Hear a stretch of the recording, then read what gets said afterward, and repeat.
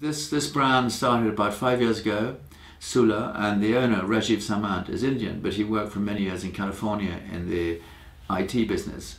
And he visited lots and lots of California wineries, and once he'd made his fortune, he's a young man, he's probably in his mid-50s, but once he'd made his fortune in California, he came back to create Sula Vineyards, and he's got a California winery in Nashik. He's got a theatre, he's got an open theatre like a Roman theatre. He gives jazz concerts and rock concerts. He's got an hotel, he's got a big restaurant, and he is the most powerful winemaker now in India.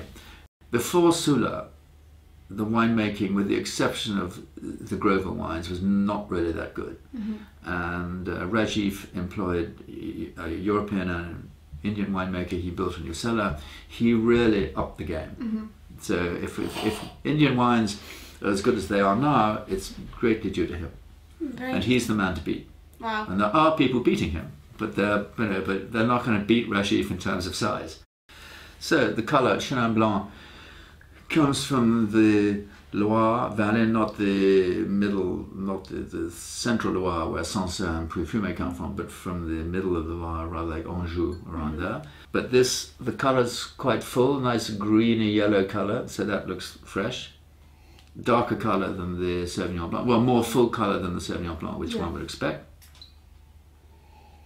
It's got a much more interesting nose. Yeah, very, very different nose. That kind of slight quince, slight unripe plums, but this is a Chenin Blanc nose. Chenin Blanc is slightly honey and flowers with a lot of acidity. You get a lot of that honeyed fruits on the nose. Yeah. Very different, that's very nice.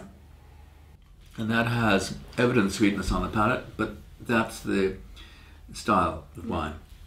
Chenin Blanc when it's made too dry, Vouvray sec, for instance. Chenin Blanc, when it's made too dry, can be a little bit austere, a little bit green, a little bit vertical, like that.